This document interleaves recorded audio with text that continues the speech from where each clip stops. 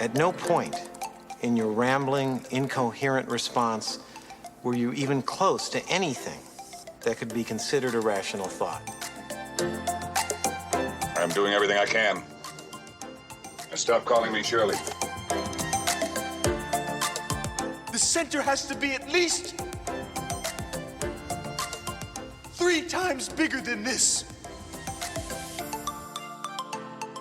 All right, it's Sincerely Unqualified. It's the episode that every single cinephile that ever existed, I think it's been years, maybe their whole lives, they were waiting for a podcast episode dedicated to John Heater.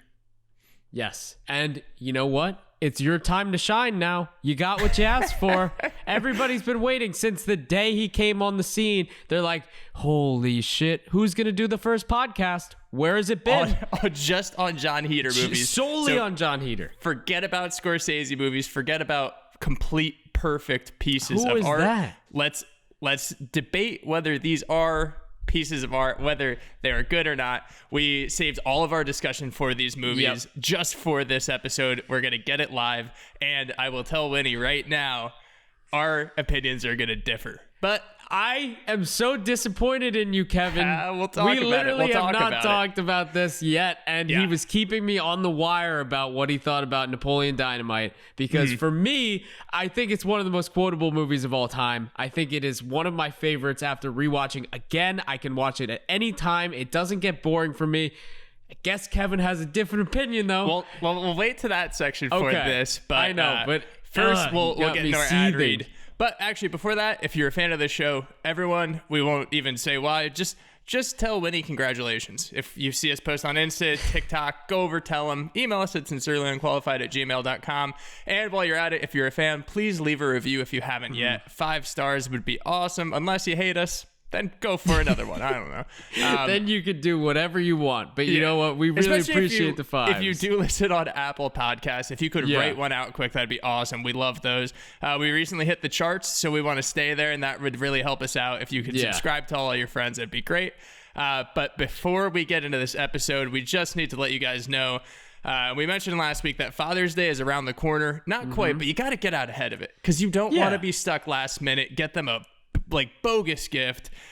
You probably need a gift for your dad. So if you make him proud this year, you go over to Manscaped, you get the Lawnmower 4.0, and you did hear that right, 4.0. 4. It's We've not been the 3 promoting anymore. It for a few weeks. I know. I know. Big moves if you were still made. have the 3, I mean, come on, get with the times. If your dad has the 3, you got to get him the 4. It's like an Apple Watch, an iPhone. You got to get him that new one. So you're going to do that with 20% off and free shipping with the code unqualified at manscaped.com. That is code unqualified at manscaped.com. You can't just get another bogus ass card. Like, if you walk into a CVS again and go, I forgot about it till now. Here's a Snickers bar and a card that I just wrote. Like, they know that. They understand. Yeah. Actually get them something they need, something they want, something they can use. And guess what?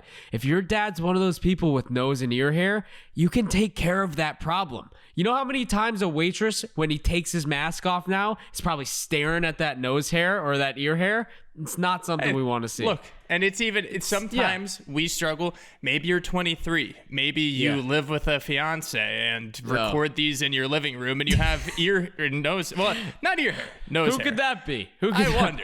You're losing hair somewhere. You're gaining it at other places. It's coming in. I could replace the nose hair, the head of my hair. Look, maybe Manscaped will do that in the future. They replace follicles somewhere. But for now, we're here to take out some unwanted surgery. hair. Replacing the head You hair with used nose to hair. have to go to Mexico for that. But now, you can do it in your own home. Manscaped, based out of San Diego, very close to Tijuana. We'll say that. So that's no association with those. Legally, no. That's No 20% off with association. free shipping at manscaped.com and use code unqualified. Exactly. Again, don't forget that you came from your dad's balls. This year, show your original home some love with Manscaped. Show some appreciation, folks. Yep. Now let's get a little contentious. It's definitely a polarizing movie. We can say that. Is and it? You're I gonna thought get it two wasn't sides of the spectrum. beforehand. I think it is. I never thought it was. I never thought of it as a polarizing movie until you said something. You had a dissenting opinion here. Yeah. So let's hear. What I'll say right off the bat, and this is like the one thing I told Winnie about. It was before I rewatched it. Is that I liked this when I was young. And that's when I think it was almost more polarizing. Like, are you cool enough? Like, do you get it enough to like Napoleon Dynamite? And I watched it a few more times. I was a fan. This last time I rewatched it, and it was just so boring. Like, I get that that's almost the point. Like, it's awkward for the purpose of being awkward, but I have a problem with it now when I actually have to go and do it for a podcast. I'll say this, I tried to rewatch this. I forget if we said this last episode or a previous episode. Winnie has been trying to get us to do Napoleon Dynamite, and I've been sidestepping it like for weeks now. For so many weeks. And I knew you wanted to do it. So months ago, I was on a plane and I tried to, I think it was like, whatever airline, they had it on the TV. Yeah. I was like, oh, I'm gonna watch this, get out ahead of it. I know Woody wants to do this. I couldn't get through the first like half hour, so then I sat down to do this again, and I understand what it was supposed to do, so I think it was actually extremely successful, and therefore I respect it for what it was able to do. But because there's anything before a but does not count. I'll get out in front of the rest of the sentence and go for it. I get what you're saying, but I really do. No, I'm saying I'm hammering back that. Okay. I think that there is legitimate cultural significance out of this weird, awkward, nerd like celebration movie. There legitimately is, from the lines, from everything. Like, people know Napoleon Dynamite, and that's a win in itself. Exactly. I just think it's not a rewatch movie for me. See, that's where we differ in that I don't think it's boring. I think it's supposed to be boring. So to me, it's something that's not, I don't know. I think it's so almost awkward, and like every scene is super uncomfortable for the purpose of being uncomfortable. Yeah. And it's just the fact of looking at it in a funny way versus like I kind of have to get through this way, where even like the weird ass conversations and the really drawn out, just like, and like anytime he sighed, I just think it's so funny. Yeah. And so I think that we were talking similar to, say, like the McKay movies, the Anchormans. Some of those are basically just a series of sketches that are combined together. I think that this movie would have been great if it was released as a few sketches. Like, I think that there is so much humor in these characters. It is a funny movie. I'll say that. I don't think it's unfunny. I just did not enjoy watching it this last time around. Okay, but the thing for me is too, the setting plays a huge role in why I think it's the way it is. Yeah. It's like they're in this town where it seems like nothing ever happens. And so it's not going to work to glorify that boringness. It's going to show you like, okay, here's what's genuinely happening. Like when he's like, you ever hit jumps on that ramp? And they go and just cut to that. Like that was probably the most exciting thing about that whole week. Yeah, that's another thing I respect about it, is that it's almost like an anti-conventional movie. Like there's no true action, there's no true drama, really. I mean, I guess at the base of it, it's probably a coming of age, and that's where you get the drama from, like the Pedro trying to win president and all that stuff. And you mentioned the setting, so it is worth noting. So this was written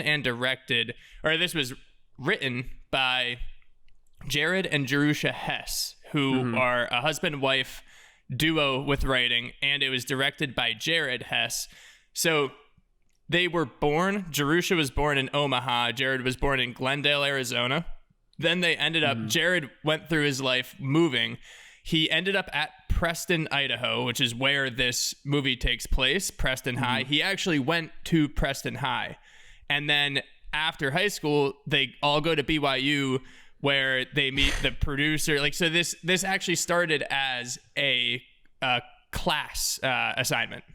It was film school project, basically.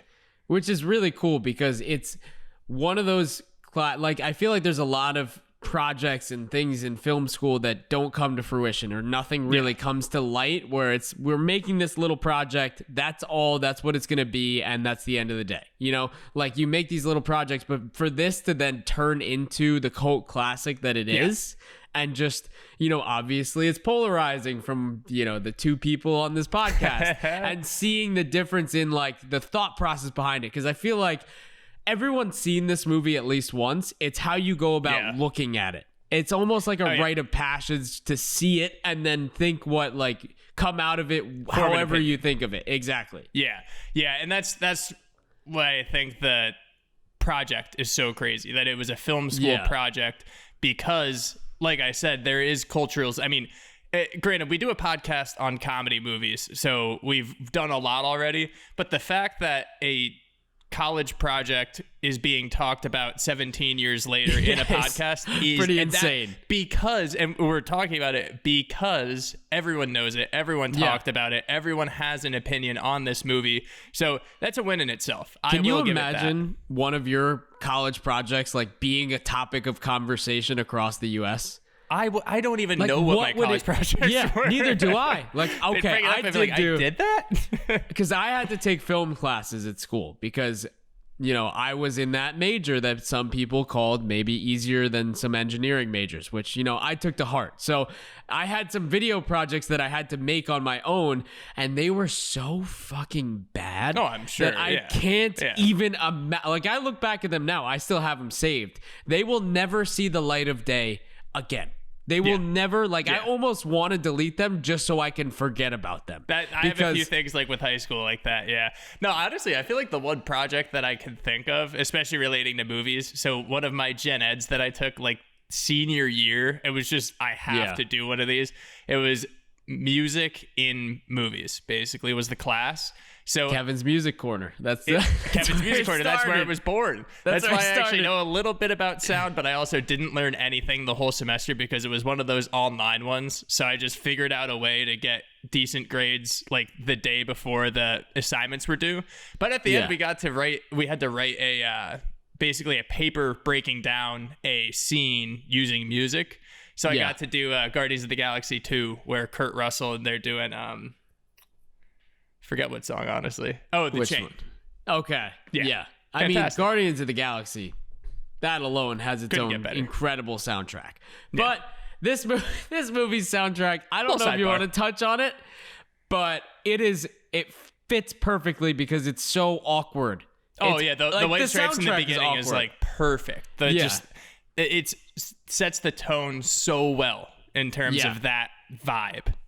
It's just, it sets the tone of like, you're in the middle of nowhere and it just fits in so well that this odd kid with fucking his shirt, graphic tee tucked in. Also, gotta say, his graphic t-shirts would be worn to clubs today. Like, people would wear those with 7-inch inseam shorts and walk into like, you're probably I think so. I think if you don't tuck those in, like, fucking Kith and brands are gonna sell graphic tees that look like that now. Like, if you go to that's billionaire, just an indictment on current fashion. That's not saying that Napoleon Dynamite was the fashionable dude. No, I know. I'm saying like graphic t-shirts are now like, oh, that's nice. Like, he can go out wearing that and sweatpants. Oh, you're fine. You're dressed up. Yeah. Oh, it's crazy. Look terrible.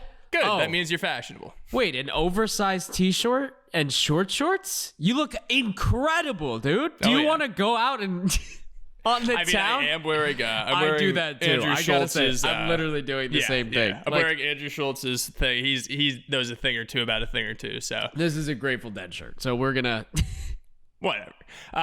So it's no big deal. What else do you want to say about this before we get into some favorites? Okay. So there's a lot I can say. Yeah. There's a lot I can say about this movie. And going through, it's just the trials of a weird ass. I think some of the funniest things I've heard, like just that there's that basic understanding of he's weird, and you see that when he's either getting bullied in the gym class, when it's like, what, Napoleon, tell us again what you were doing this summer. Just that classic, like, baiting the weird kid into saying some shit. There are definitely elements of that. Yeah, just like they know the deal with him. They've been through this. It's like, tell us again about what you're doing this summer. I was hunting wolverines with my uncle in Alaska. I think that stuff where and how he says gosh, and just the little nuances of each character make them so special when they work together. Like his grandma having a boyfriend and going to the dunes. First of all, where are the dunes?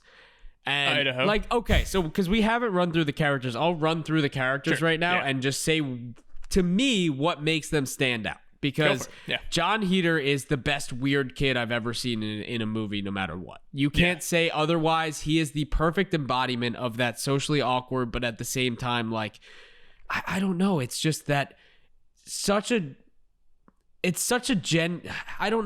unique character that we haven't seen anybody try to repeat. That is, especially just his character obviously is the main point behind, or the main driving force behind this movie. And that is something I was thinking before. I was like, I need to say that this is unique because there aren't any movies like this. And like, there aren't any characters like this. What are you going to do today, Napoleon? Whatever I want. And just, what is he doing with the action figure? And just puts it out the window to see it outside. Yeah, it's so odd.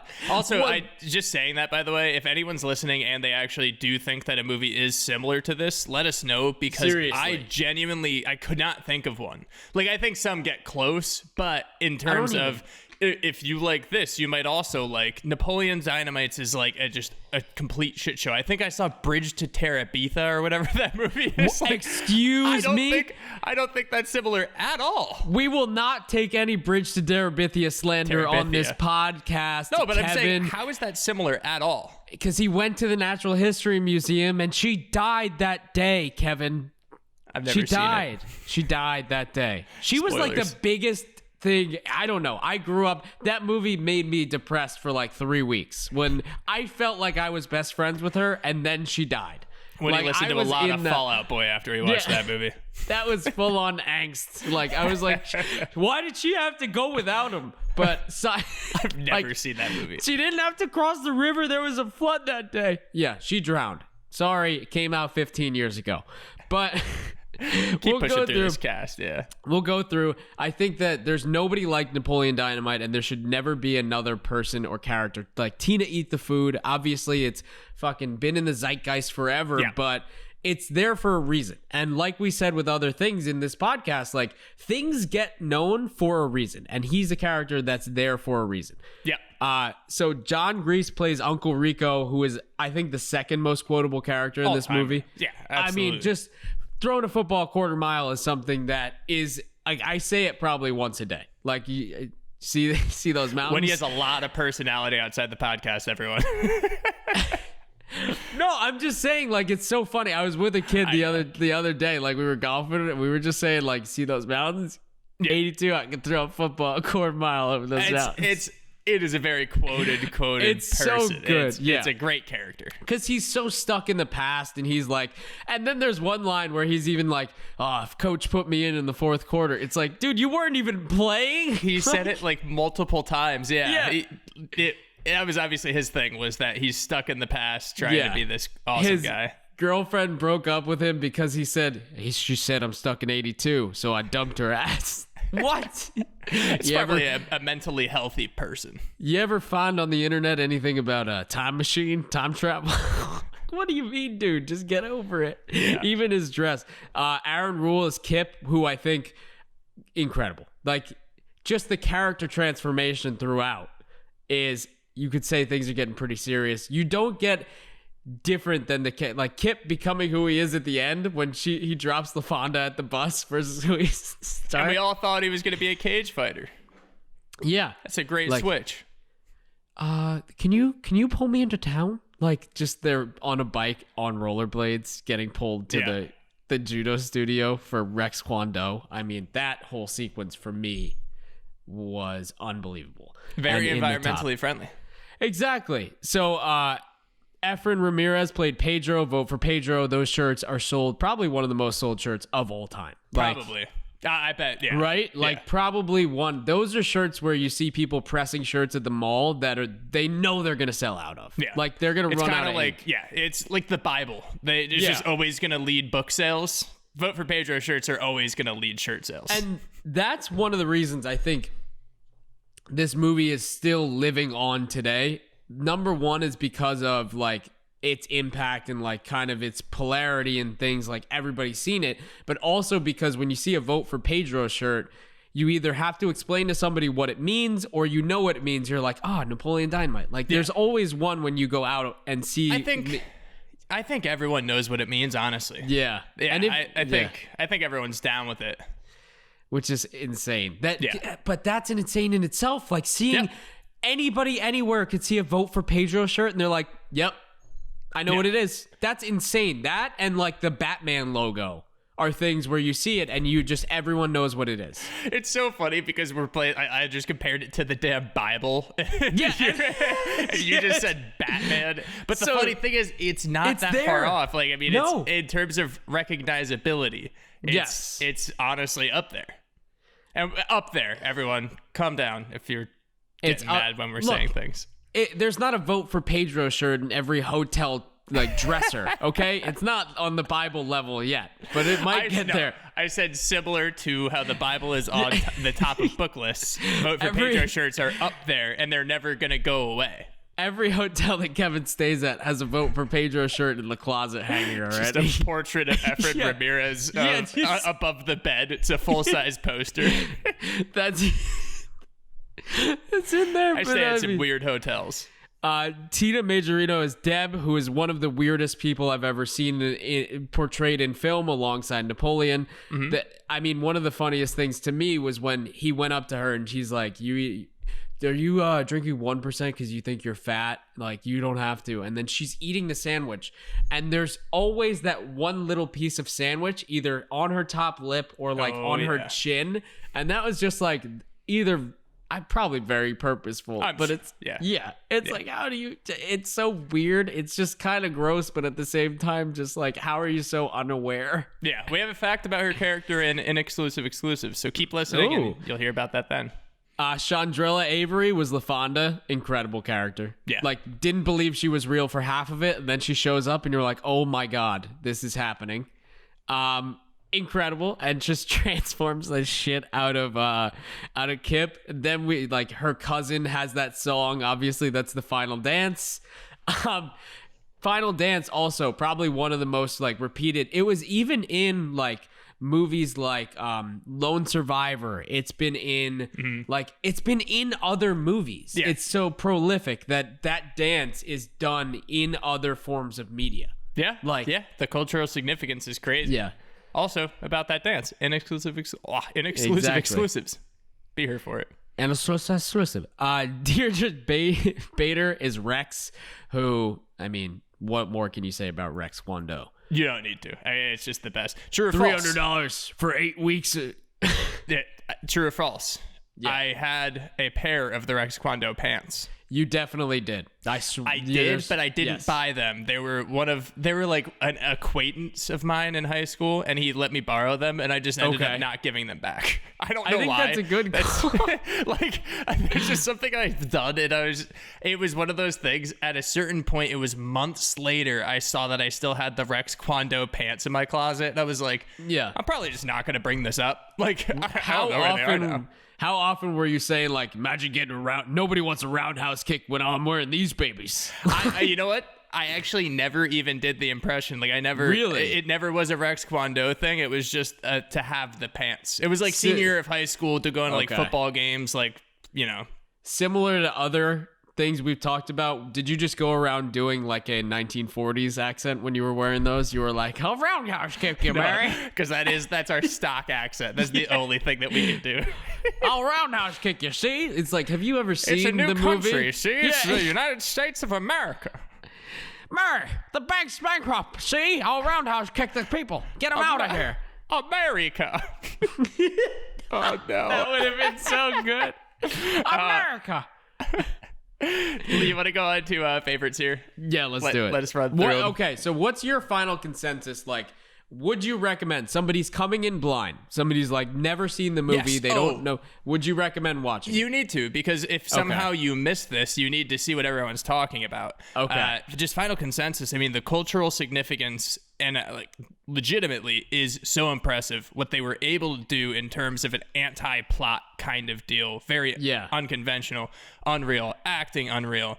just wasn't for me on this rewatch. Like, I understand. I think it was probably maybe my 4th, 5th time rewatching it in my life. So I think maybe I'm in a different place in my life than I was before, or maybe I just didn't need to watch this movie 5 times. I think that's probably it. You might be a little oversaturated with Napoleon Dynamite. You said that you have too, and you love it. I mean, and we both have, grew up with this movie. That's the thing. Yeah. Like, our generation, we grew up with this.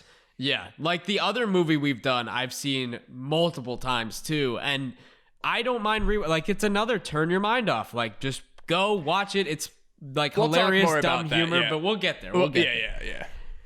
Let's jump into favorites. So for me, my favorite character, I didn't want to go like too chalky, but you kind of have to with this movie because there's so many chalk characters. But I gotta go Kip. Yeah. Like his character transformation, his lines, like, just try and hit me. It's so good. Everything he does is fantastic. Yeah, it is hard to not go chalk, so I'm gonna do that. I'm gonna take Uncle Rico. I mean, for obvious reasons. We already talked about Uncle Rico. We don't really need to say too much more. No. I'm gonna take my favorite scene just be the really awkward farming scene where it's just like a cutaway, just like out of nowhere, just in there. And I'm gonna talk about a line from that I think makes it no sense that it's in there. It makes no sense what's going on. The weirdest B or E plot, just like for nothing. But it was awesome that it's in there because I think it's top 2 funniest scenes in the movie. Yeah. But for me, a number 1 is just a probably 30-second sequence of when the school bus is pulling up and his neighbor has the gun with the cow. Yeah. And just that pure, like, you know what's going to happen, but just waiting for it. And then seeing him just hearing the kid scream in the bus. Like, that was good. That was good. I think that was up there just from watching it again and seeing that. I was like, oh my God, I forgot that was in there. So good. Yeah. My first line is going to come from my scene. So Napoleon's asking if they have large talons, and the guy has him repeat it twice, and then he's just like, I don't understand a word you just said. Then he realizes like his partner can't speak proper English too. Just got a funny bit. It's so weird. I don't understand the word you're saying. Mine is when they're doing the bike, he first meets Pedro. He goes, oh, you ever take it off any sweet jumps? And they just make that little shitty jump. Pedro goes off. He goes, oh, you just got like 3 feet of air that time. For me, that was just so funny. That's a classic. Yeah. Mine is going to be when Napoleon is meeting Pedro for the first time, and he says, there's like a boatload of gangs at this school. Because I would assume that there weren't. Yeah. Oh, I didn't think there were. Probably. And this one gang kept wanting me to join because I'm pretty good with a bow staff. on character, for sure. I love it. And then my last one is gonna be from Kip. It's just when Deb's at the door trying to sell stuff, and him just going, "Your mom goes to college." It's just classic, like, your mom joke. Literally. Zinger. No comedy. Reason to get so upset. Hey, comedy. Hey, I'm Kevin Hart. No reason to get. Those are our 2 impressions. Literally that one Mark Norman impression. And John what a Mulaney, questionably. What a wonderful life. Yeah. What? No, It's a Wonderful Life. Yeah. Sorry, I messed up the title. See, we can't all be perfect, Mary. Hey, we're not always spot on, yeah. Let's go into exclusive. And also, before we go on to exclusives, if you guys actually want us to stop doing that, just let us know, because I would not blame you. 35 episodes of Mary. It's been 2 years. All right, starting it out here. So this movie was definitely a shoestring budget kind of project. So the original film cost around $400,000, and it made over $46 million at the box office. So it's like A24. It's like A240. Like, the return on investment is insane. And John Heder actually was only originally paid $1,000 to play this role, and he later negotiated for a portion of the profits. So like he ended up getting that money for it. I say that he probably, got a better deal taking some on the back end. Yeah. Just because, especially if they actually sell Vote for Pedro shirts through the movie. it's a little bit of a profit. A little bit, just yeah. a little bit. Yeah, I just finished up a book about Robin Williams, and they were talking about all that because it was like a pretty long biography, so they got into all those details. And it was like, I think Good Will Hunting and Dead Poet Society, they didn't pay him a lot, but gave him a decent portion of the profits. And that's just like, that's insane. God. Like, Yeah. The little aside, let's keep going with Napoleon Dynamite. So Efren Ramirez, who played Pedro, was actually 31 when they shot this movie. So Napoleon was supposed to be 16. I don't even know if they flat out said Pedro's age, but it definitely wasn't 31. Yeah, I would say he definitely looked older. I think he looked better than John Heder did. Oh, he did. And there's like the kid who bullied Napoleon looked like he was 31. Yes. Oh, absolutely. Yeah, he was definitely like graduate. That's like if the guy who played Thad Castle was playing the kid who bullied him. It's like, well, dude, you're not in high school, and we know that. But it's awesome. And so Deb is based on Jerusha Hess. That's Jared's wife, who he co-wrote the film with and based it on her own life. So some guy dancing with her like patted her sleeves and actually said, "I like your sleeves. They're real big." Yeah. So that's actually like a real life quote. It's so weird. It's so weird. That's so weird. That line, I feel like I wouldn't put anything past these writers and directors to put that weird stuff in. But I feel like that line specifically is almost too weird to not be real. Yeah, I feel like that's so hard to come up with. Like, that's why the funniest things that people put in are always real. Because you can't fake reality. You can write as much as you can, but if there's real shit, like, that's always funnier. Yeah. And John Heder got a perm the night before filming, but they messed it up and had to get it redone the next day, like the day of. And he couldn't wash his hair for 3 weeks, which is disgusting. Yeah. I think everyone's saying nowadays, like, you should wash your hair less than people said before, but like 3 weeks is something. 3 weeks is insane. Yeah, not messing around with that. No. So the dance scene at the end, the famous dance scene, actually wasn't originally in the script. So I think they were trying to get stock footage or something, and they just ended up having this idea, like, we need to have you dancing in moon boots, and this is how the film has to wrap up. Like, it needs to be this insane scene. So instead of hiring a choreographer, though, because of the importance, they told John Heder just to kind of wing it. They said, like, just figure it out. And then they filmed the scene 3 different times with 3 different songs, including the 2 of the songs that we heard throughout the movie, I think, that were, don't know how to pronounce this, but we're going to go for it. Let's do it. Jamiroquais, Jamiroquais, Little L, and Canned Heat. So, good stuff. I think so. Yeah. Unless you know it, I don't know. Well, best guess. Let us know in the comments below if you're on YouTube. Yeah. So, hey, you pronounce it so wrong. Yeah, but yeah, we talked about the intro with the white stripes, and there's this long credit scene in the beginning, and it's all about like Napoleon Dynamite's objects, like his school card and everything. So they actually have 3 different sets of hands throughout it. So it started with John Heder, but apparently they didn't like his hangnails. So they flew out a hand model just to do this. And then they were like 3 different people's hands, though, because they also used their producers too. What? And they're not even the same like shades. Imagine, hey, man, your hands are so gross, so we're going to fly somebody in and have them just do everything with hands. Is that cool? It's such a low-budget movie. Yeah, like, hey, dude, half the budget is us buying plane tickets and hotel rooms for people because your hands are fucking disgusting. Yeah. Like, sorry, but they're gross. It's so bad. I feel bad, but gross hands. Besides the filming locations, the town actually used to host a Napoleon Dynamite festival, and in 2005, the festival had about 6,000 people there and featured a tater tot eating contest and a moonboat a moon boot dancing contest, boondoggle keychains for sale, and a tetherball tournament. And the festival was last held in 2008. So everything that made the movie special, like the keychains, give me some of your tots, tetherball especially. I guess you have to do it by yourself because that's kind of half the movie. Yeah. It's him just playing tetherball by itself.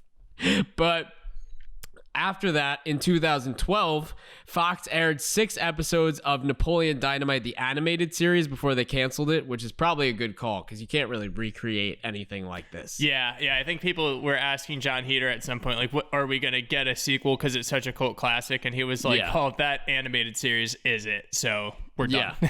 Yeah. We saw how that went, and that's about all. Yeah. He's like, thank you. That's probably one of the characters he's like, all right, I was also in Blades of Glory, and I was in Benchwarmers. Benchwarmers too. Benchwarmers that's a nice dumb one, but we're not going to be talking Benchwarmers. Oh yeah.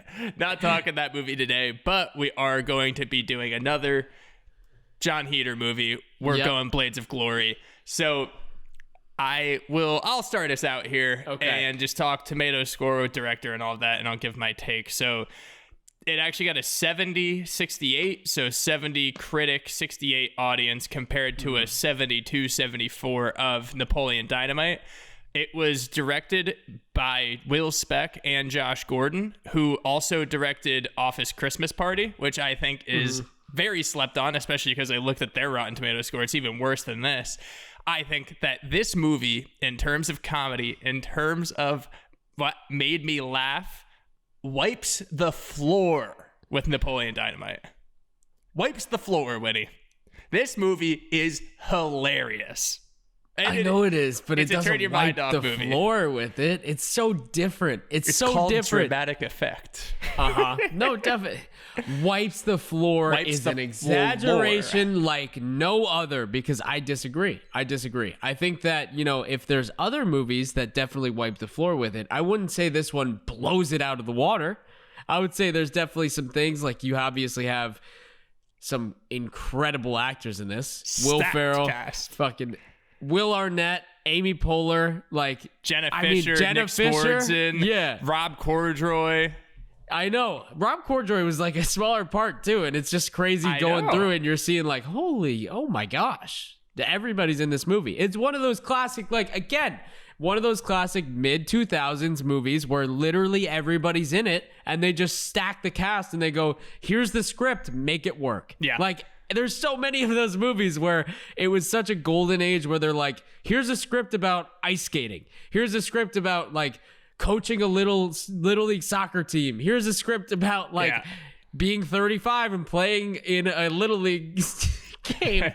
Like, it's insane. At that time, you could make anything. It's almost like what Netflix is doing with shows right now, except they were doing it with comedy movies, where it's like, all right, do whatever you want, make whatever you want, we'll fund it. Yeah, and that is something that we'll point out, is that I was talking about how Napoleon Dynamite was this anti-movie basically in terms of normal convention.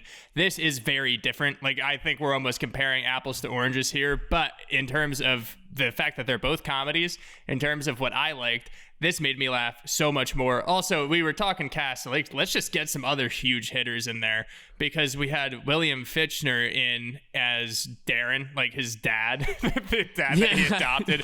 Romany Malco was in it too, our 40-year-old virgin absolute star, and Craig T. Nelson had a huge role as the coach. So like, you get all these people in, and they're real actors. And you know what the funny thing too is, though? It's a Will Ferrell movie through and through. Like, Will Ferrell carries this movie. He's the center, and he is so funny. And if you want to talk about lines, Napoleon Dynamite has a bunch of lines that are in the zeitgeist. But this one too, like, it was a Kanye song. Yes, exactly. It was a Kanye song. That's what I'm saying. Yeah. I forgot about that completely. Like, when that scene was coming up, I heard like, gets the people going. It's provocative. Like, oh, that's right. That's this movie. And you know what's funny? This movie has almost no cultural impact. Like, almost zero. There's just that little nugget. And I think it's so good, but it's also goofy. So you can't expect the goofier movies to permeate like the culture as much, and I get that, but I forgot how good like this floored. was, and the fact that it was normally I don't really care about Rotten Tomatoes scores. Like normally the funnier ones are actually around like 70s or so. Yeah. But I think 68's a little disrespectful. Like I think that this movie has been overlooked because it is a goofy concept. It is, but it's like once you get down to it and watch it, I feel like people see the poster or they see the movie and from the outward perspective and don't give it a shot because they see John Heder, Will Ferrell in like onesies about to go like ice skating, like figure skating. And they're like, how good can this be? And then you hear the Kanye song start with, we're going to skate to one song and one song only. And you're like, oh my God, that's what it's from. Yeah. I genuinely forgot that it had this much of an impact. All right, I literally just said it didn't have an impact. I forgot that was from this movie. Exactly. And I think that's probably pretty synonymous with how this movie is thought of because it's not really thought of. And that's okay. But it gets forgotten if we're talking about it way too much. It does get forgotten, and it didn't have this huge appeal. And I think that it probably is just the subject matter, like it doesn't have the staying power of like another Will Ferrell classic. Like it doesn't have the staying power of a Step Brothers, or it doesn't have the staying power of even like what are some other well, hey, do we think that that's almost why? Do we think that because around this time Will Ferrell had like Anchorman, he had Step Brothers, so him and John C. Reilly were very much linked? Were we expecting something like that? No. And people were like, this isn't as good? I think he was putting out so much heat at the time that I would put this on the level with Kicking and Screaming, where it's Will Ferrell doing something crazy with like an insanely good cast, but it gets overlooked because of the sheer gold that's coming out at that time. Yeah, that's what I'm saying. Like, I think maybe that's why this movie isn't really thought of, because you can look at other Will Ferrell movies that we've already done. But I'm telling you, like, I think the reason I'm so positive on this movie right now is because I watched it maybe once, twice back in the day. And then I came to rewatch it and I was like, I bet this is going to be dumb, but it's going to be a fun, turn your mind off Will Ferrell movie. And I was going in with that expectation and I was like, this is actually super funny. Like, it's still super funny because I bet there's also nostalgia at play too. Because like we said, we forget some of the things that happen. Like Will Arnett's whole thing at the end when he's chasing him and he shoots the mascot with the arrow. It's like that whole bit is so funny. The escalator, when they stop on the escalator and they're just talking and he goes, who are you? And he goes, it's JFK. It's gonna make sense. It's gonna make sense. He's like, I'm sure it is. Lame. It's lame. Like that, I was dying laughing when they were doing that whole bit of not being able to really run away from each other because they had skates on and then they're getting stuck in the escalator. Like that, honestly, that alone was one of my favorite bits that I've seen from these comedy movies in a while. Grab my hand. Seriously, the guy's like, no, what do you jumps at him, pulls him down. It's so good. I mean, that whole thing, and just even starting with John Heder getting unadopted. Like, sorry, I don't think that's the correct term. I'm actually disowning you. Yeah. Oh, okay. And then their downfalls are also really funny. You have Nick Swardson being this like key character because the movie wouldn't happen if he didn't have this stalker. I just like also love Craig T. Nelson's fantastic as this his coach in this, or their coach in this. I mean, just in terms of what this movie I thought it could have been. That's what I'll say for this movie. It could have been an absolute dud, and it was not.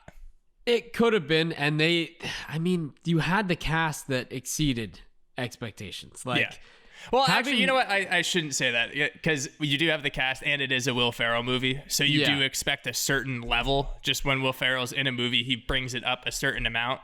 But I'm saying even beyond that. You know what I would equate it to a lot? I would put it on the same level as Get Hard for a Will Ferrell movie. Okay. I would put it on that level because it's unexpectedly good, but at the same time, it's not where your expectation for like a classic Will Ferrell movie would be. Yeah. You know, like it gets overlooked because of the other stuff he's done, but that's not to say that it's in any way, shape, or form bad. Yeah. Honestly, it's funny because I feel like you've mentioned that movie before, and then the movie that I like default go to in terms of like nice surprise is Cop Out with Bruce Willis and Tracy Morgan. I love that movie. I think that it basically is just a big surprise. It's like, oh wow, this movie's actually fantastic. Yeah. I think that we thought this movie was going to be good, and just because I know it didn't really cause too much of it doesn't have staying power. Stir. There's no staying power. So when I was going back, I was like, I bet as a kid this was kind of goofy, because some Will Ferrell movies are like that. Yeah, I think we can say that. Pass the ball to the Italians. That's all you need to know. Let's watch that soon. Let's Honestly, do that one soon. I love that movie so much. And Should we do it next week? One thing I have to ask, was that Beyonce who made a cameo in this movie? Yes, it was, right? Yeah, okay. I saw it, but I was like, all right, look, I don't want to say it, but I didn't know, because it definitely was, though. I looked it up because I was like, no, that he actually looks exactly like him from what I remember in Kicking and Screaming, and I looked it up. I was thinking about making that an exclusive, but we ended up not. So that was exciting to see. Like he was just in there for 2 seconds. Also, just a little about him, because I was looking him up. He was a child actor, but he just completely stopped, and I was like, I wonder what he's up to nowadays. Yeah. And you can't find anything about him, which I think is probably great. That's probably purposeful. Yeah. Because probably so many awesome people would just be like, Beyonce, like all of that kind of stuff. Because that's what, I mean, you know him as it's nice from that knowing one movie. Yeah. It's nice knowing hopefully he's doing what he wants to be doing with his life. I feel like that's good, because a lot of people who get the spotlight early and only that one role, maybe you grow out of it, it can be detrimental. Like the kid who played Gibby is not going to be in the iCarly follow-up because of how that role affected I believe it. That has to be like exhausting. He said it's been like detrimental because people have a hard time separating him from the character. So it's like people would be like, "Oh, Gibby, take off your shirt." He's like, "Dude, no. What? Yeah, be a person." Like, that's a tough one too, because some are like some huge actors are like, "Oh, they only think of me as so and so." Gibby's tough. Gibby's kind of tough. Gibby's a tough one. Yeah, because he is. I mean, that was such a good character. Was Gibby. But getting back on track here a little bit, getting back to the movie of discussion, which you may have forgot was Blades of Glory. We went through the cast a lot, but like, is there anything in the plot that like stuck out to you? Like, what for you made this movie bounds above Napoleon Dynamite? I think a lot of the lines. I think that the dialogue in this movie was so much funnier. I think this movie was written so ridiculously well, and I just think that all of the little bits throughout, because I mean, most comedies are kind of like series of sketches, basically. Like I already gave all the praise to that one, like the Will Arnett and Will Ferrell fight. That was a super bit. Like I can see those two doing that off camera and then just being like, let's put this in the movie. Like, the improv, like the absolute greats at improv. The fact that they're trying the Iron Lotus, like Craig T. Nelson shows them this video of people getting decapitated in North Korea. Like it's funny, okay, because I don't know much about figure skating, but the Olympics are kind of this weird, like everyone's kind of, if you're a sports fan, you know enough, and like I feel like I'm so accustomed to only knowing a little bit about it that I can at least pick up on some of that kind of humor. But there's not, like, you don't need to know anything about it to enjoy this movie. It's just a goofy movie. All of the bits are so fun. Like, I mean, Jimmy being a orphan that they literally buys, being trained by nuns in the beginning. Everyone else is playing hockey and he's just doing like double axle twists and stuff. And he's like, I'll buy that one. And it's not like I'll take that one. He just goes, I'll buy that one. So like this is just so much more of a conventional comedy that I think I'm probably just more resonating with, or maybe I just want to be seeing those more as opposed to the Napoleon Dynamite kind of movies. That's very possible. So maybe like a year from now I would be thinking differently, but dude, I'm telling you, in terms of, I just think it's such a breath of fresh air. I agree. Like, honestly, it's almost an affirmation from my childhood. Like, okay, It was this good. actually was funny. You didn't have this weird ass humor that you thought the stupidest things were funny. Like, it's actually it holds up. Yeah, And this I movie think holds that up. You don't need to know anything about figure skating or anything. The one person I know, and it might have been at the time, it might have been after, during the Olympics, I just remember there was this craze about Apollo Ono, the speed skater. Yes. Like, he was massive. Yep. And that's the last time I remember a skater It's being literally huge. all the Olympic sports. It's kind of like whenever someone's great, we can recognize that they're exceptional at something that they do, and we can celebrate it. But do we actually care about figure skating or running or swimming? Most people, they more so care about like the other sports. Exactly. But which is that's why the Olympics are so interesting, because it's like once every 4 years you can dedicate all your attention to it, and you can see the absolute greatest people at their certain craft. And it's fantastic. And then you have this movie featuring Will Ferrell and John Heater, and then Will Arnett and Amy Poehler. Dude, Will Arnett and Amy Poehler, where do you remember they I forget what the quote was, but like, looks very urban. Their costumes are just ridiculously offensive, and it's just then you realize that's what this movie is. It's just some goofy, turn your mind off, like just line after line of funny dialogue. It's literally just lines. Will Ferrell at like his height too. And I think Will Arnett and Amy Poehler were either married or dating at the time, and you can tell that they were such a good pair together. Yeah. Like, working together, I think those two work off of each other so well. Yeah. Like, Amy Poehler works well with a lot of people. I'd say the top two, in my mind, or top three, I would say number one is Nick Offerman. Her and Nick Offerman together are, for some reason, like yin and yang, kind of just insanely good. Yeah. Number two is Tina Fey, because those two are just, insane together. It's Amy Poehler and Tina Fey, yeah. Exactly. Number three, I would even put Will Arnett. I would say those two together, like when they are together, are hilarious. Yeah, and they were married, so you would expect them to have some chemistry, but I also think that their characters were just so out there that I think that's why you don't put them in front of Tina Fey and Nick Offerman, because they're just so like deranged and just have a weird relationship. Even in this, they were playing incestual siblings, and it's just like, okay, well, we can see where this is going the whole time. Yeah. But you want to jump into favorites? Yeah, sure. Do you have are you going to be doing character and all that good stuff? Yeah. Do you want to do chalk or no chalk? Yeah, but we can do some chalk. Okay, let's do some chalk. Mine is Will Arnett. I gotta go Will Arnett. Just for being like this overly sexualized, weird person. Just weird. Just super weird. The whole time. But his lines, like, Will Arnett's delivery, whether it be Arrested Development or this, is number one. Like, just his voice combined with the way he says things, with that, he has this way to sound clueless while also sound so confident. Yeah. Yeah, it's actually a really good point there. If we're going chalk and we're doing that, I have to go the ultimate chalk, just because I really think Will Ferrell is at the absolute top of Will Ferrell's game in this movie. So that could be the chalkiest pick that we've ever done on one of these podcasts. But I have to give it to him, because we have a fact coming up that makes him so much more impressive in this movie. That actually might not be too surprising, but stick around for an exclusives. What's your scene? Don't take it. I won't take it. Okay, fine. We'll not take it. Yeah. Okay. My favorite scene, if I can't take that one, is probably going to be...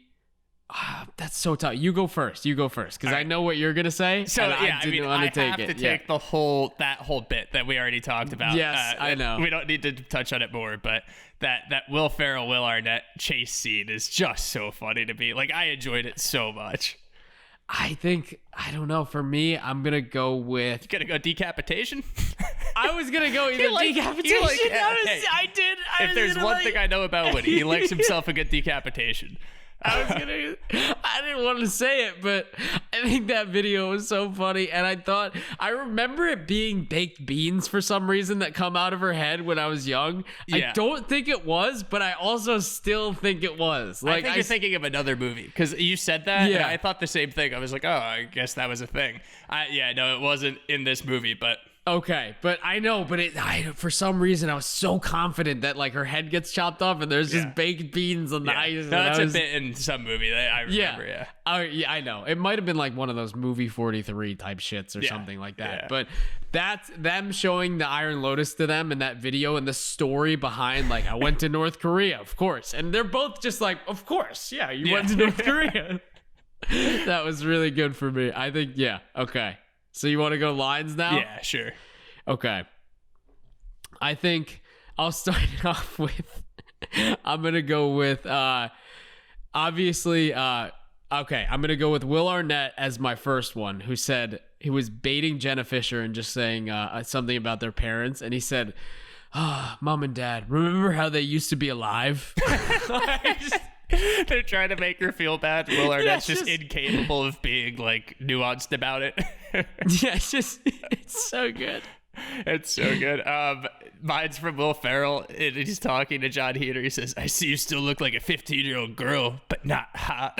It's so off. It's so off color. It's so good though. My next one is when Will Ferrell's super drunk and in the forest here, he goes, "Hey, you little forest heroes. None of you son of a bitches try to be heroes." Like, what? I'm telling you, dude. This has to be children? A rewatch for me soon. I have to rewatch this soon. It's really good, dude. Honestly. I know. And then, I mean... especially when you go through lines, you realize how many there are. So Chaz, he's like alluding to his sex addiction. He goes, "The night is a very dark time for me." And then Jimmy goes, "It's dark for everyone, moron." He goes, "Not for Alaskans or dudes with night vision goggles." So dumb. It's so dumb, but it's so good. It's literally just like toss it up. And then obviously we have we're going to skate to one song only. No one knows what it means. It's provocative. Gets the people going. Like, very classics. Good. Classics. So we'll move on to Inexclusive exclusives. So in this movie, for this movie, Will Ferrell and John Heder actually had to learn ice skating. And they got trained by Sarah Kawahara. Sorry. Let's try that one more time. Sarah Kawahara. Mm-hmm. Here we go. Nice. And then I alluded to this one before, but it might not be too surprising, but it's still ridiculously impressive hearing that Will Ferrell basically improvised like everything in this movie. So the writers claimed that 88.773, very specific number, but 88.773% of Will Ferrell's dialogue is improvised or changed in some way, like kind of written on set, just to keep his persona like intact. So did they take like the number of words he said and divide it? Because that's so specific. That's that my it's guess, insane. or it was just a writer trying to do like a funny, very specific number. Like, hey. I make it funny by making number longer. So yes. they were Russians that wrote this. Literally, NoHo Hank. Okay. There you go. Also, whenever Barry comes out, you're watching both seasons, and we're ripping through that because it's my favorite show right now. I love it. We're agreeing on that. Just virtually shake on it right now. Okay? Yeah, we've already said just it behind the scenes, promise. folks. I'm drawing up Barry. attention, Kevin, for the future. So Ben Stiller was considered for the role of Chaz Michael Michaels. Love the name also, by the way. I didn't mention, but Michael Michaels. But he decided the character was too much like the other roles he played. So I'm assuming it's very similar to like his role in Dodgeball, Zoolander, like kind of the dick who's sexual, like just kind of very, that Ben Stiller voice where he goes like, "Of course you want the," I know how he was going to play that, which is understandable. So the lifetime ban situation was related to American figure skater Tanya Harding. Ever heard of her? Tanya. People like that. That was Margot Robbie. That was a very popular thing. Didn't it win an Oscar or something? I think so, yeah.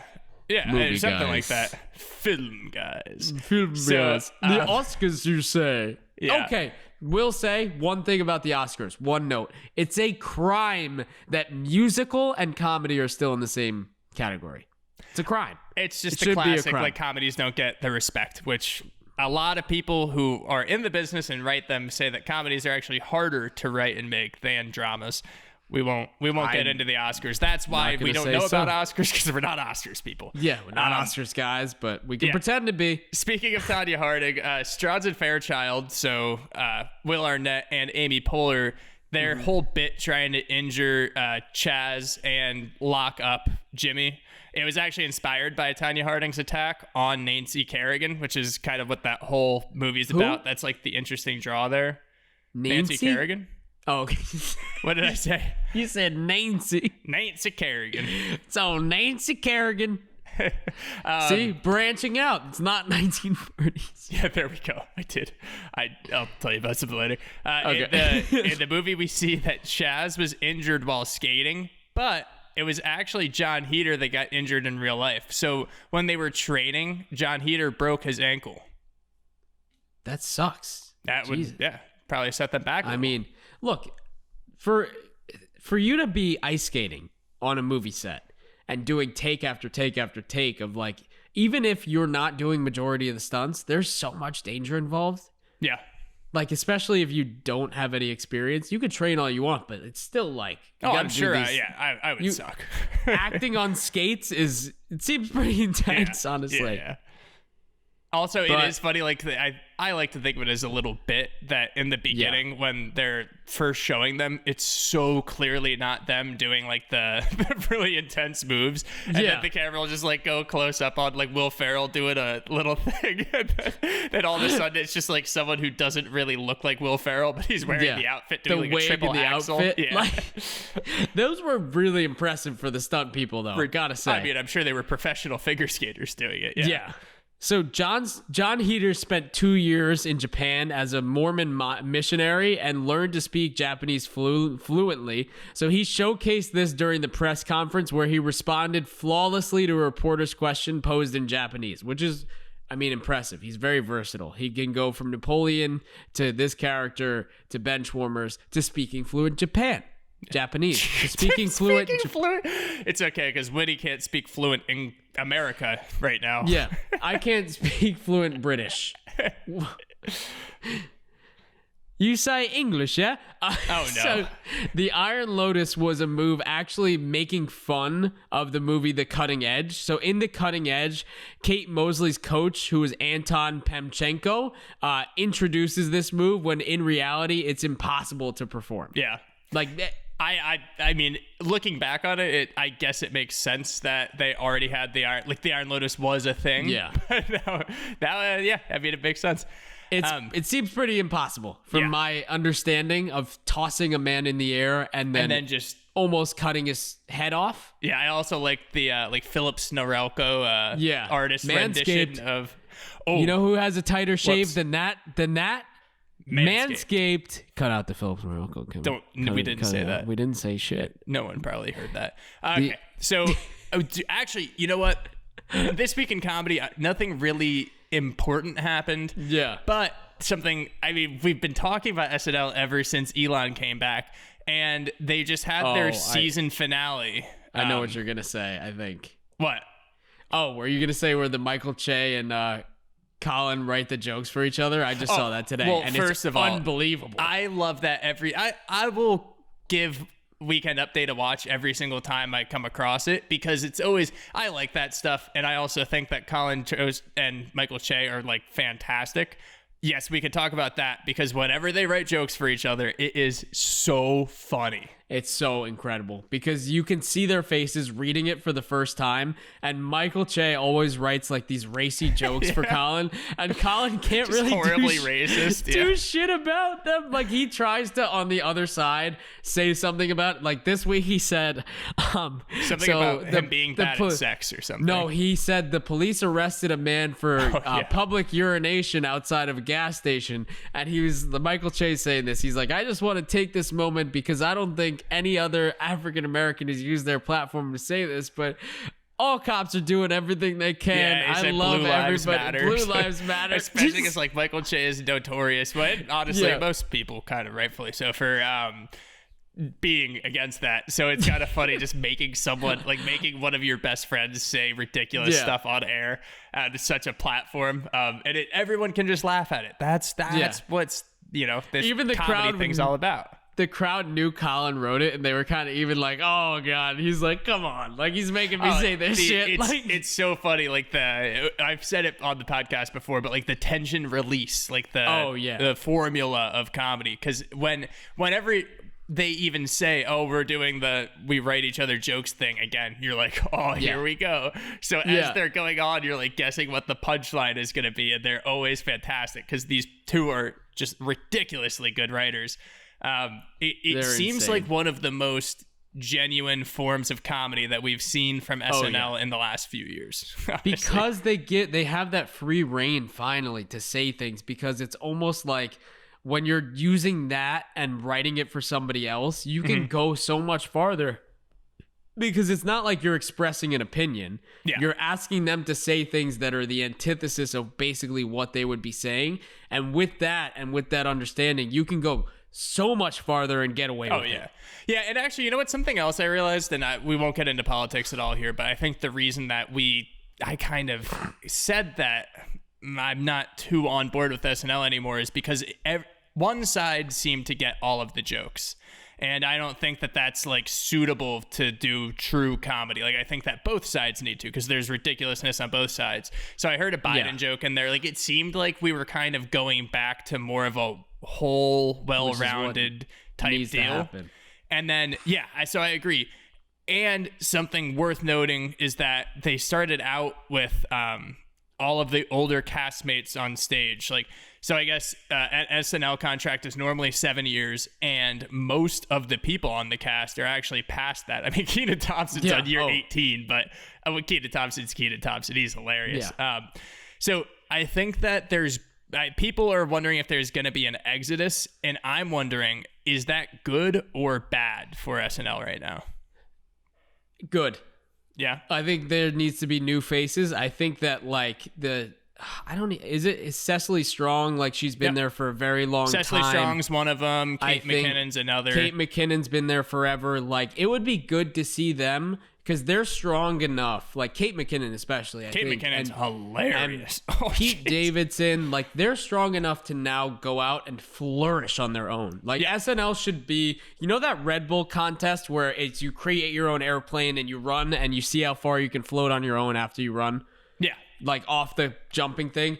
That's what SNL kind of is, where you have that platform for X amount of time, but once that's up, you take it and you see how far you can fly on your own with what you've made yourself. That was such a good goddamn analogy that I'm so happy with myself. Yeah, and my camera doesn't want to work, so if you're watching it on YouTube, sorry about that. But I think that that's always been the thing. That's always what I know. And what SNL has been said to do. So it is kind of funny, because I see Kenan Thompson on there for 18 years, but he's so funny that it's just like, okay, that's fine. Now he has his own sitcom, but so here, Kenan Thompson 18 seasons, Kate McKinnon 10, Aidy Bryant 9, Cecily Strong 9, Colin Jost 8. Beck Bennett 8, Kyle Mooney 8, and Michael Che 7.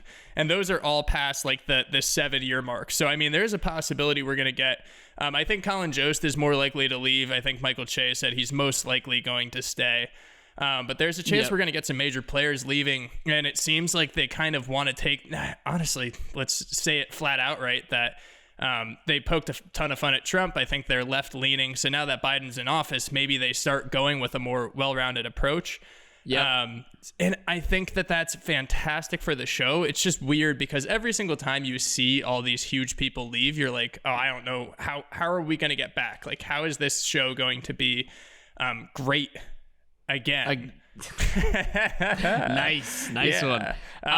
But it always works out. Because, like, think about it. Andy Samberg and Amy Poehler, Tina Fey, they left. And then, it's been what it was. Then we got the new crew, and you know what, it comes down to seeing who's going to be next and seeing who is going to flourish next. It's all about like new faces are necessary. They brought in a couple, but like starting off the next season strong and like with new faces could revamp the whole thing, because we know what's going to come from the people who have been on it for a while. But I think it's time to introduce new cast members, like a lot, and see how it goes. I think that'd be really awesome.